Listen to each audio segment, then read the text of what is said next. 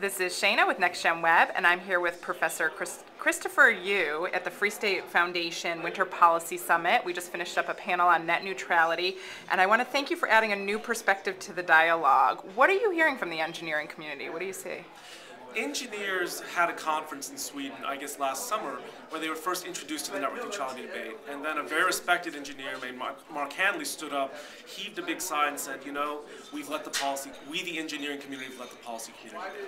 Because the debate is taking place in terms that completely ignore the underlying technology. One example, one of the proposals in the NPRM is to extend network neutrality principles to wireless. What a technologist will tell you is, wireless networks operate on completely different principles. They don't actually even run the internet protocol. That, in fact, it's simply extending a world designed for the internet as we know it to wireless. It just doesn't work.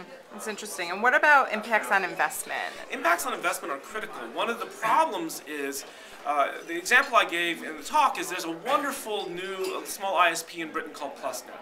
What they do is they've discovered that not all traffic is time sensitive, and so what they've done is they've divided traffic into 8 classes, and the stuff that's very time sensitive they give higher priority to. That's allowed them to build smaller networks and still keep customer satisfaction very high. The people who are playing online games or doing video conferencing who can't stand a small hiccup in their stream end up being very happy. But the people who are sending email end up still being happy because it's about a half-second delay that's added to them, and it's something they don't even notice. The net benefit, reduced cost to everybody, which makes everyone happy. That's really interesting. And one other thing you mentioned during your panel, you talked about something called the Clean Slate Project. What is that? The Clean Slate Project is a multi-university initiative to try to ask the question, what would the network look like if we were designing from a clean slate? If we weren't trying to get from where we are today to where we should be in the future? And then eventually they'll think about how to get there.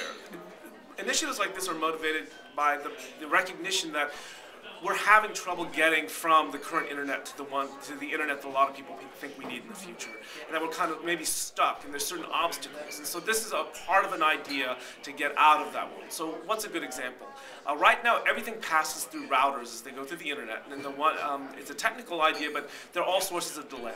So one of the Clean Slate projects is, what would happen if we could temporarily design the network in a flexible way so that we could program the routers to avoid the routers, so you go straight through on stuff that, on a short-term basis, on stuff that has to go very quickly.